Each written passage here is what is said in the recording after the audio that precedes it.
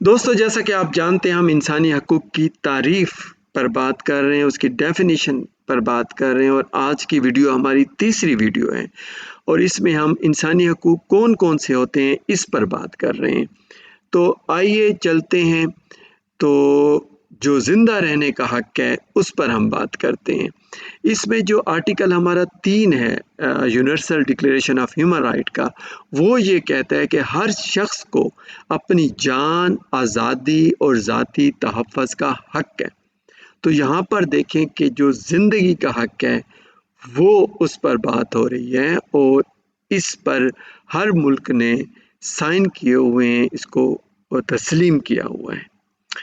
तो आगे देखें, माशरती तहफ़्फ़ुज़ का हक़ है।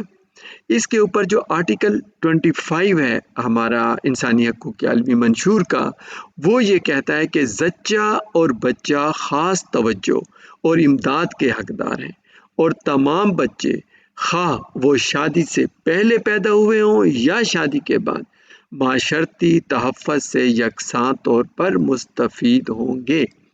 तो हर इंसान, अब बच्चा जब पैदा होता है और बड़े तक, उसको माशरती तहफ़्फ़ुज़ का हक़ है। ये हमारा आर्टिकल 25 है। आगे चलते हैं, निजी ज़िंदगी के हक़ पर हम बात करते हैं और ये जो आर्टिकल हमारा 12 है यूडीएचआर का, या universal declaration of human rights, या इसे इंसानी हकूक़ का आलमी मंशूर कहा जाता है। ये कहता है कि किसी शख्स की निजी ज़िंदगी, ख़ानगी ज़िंदगी, घर भर ख़तो किताबत में मनमाने तरीके पर मुदाख़लत ना की जाएगी और ना ही उसकी इज़्ज़त और नेकनामी पर हमले किए जाएंगे।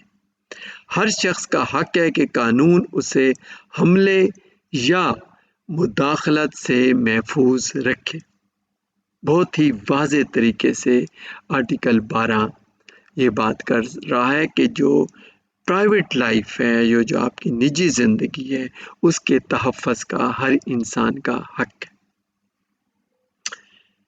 हम अपनी अगली वीडियो में जायदाद रखने के हक़ और इंसाफ के हक़ पर बात करेंगे।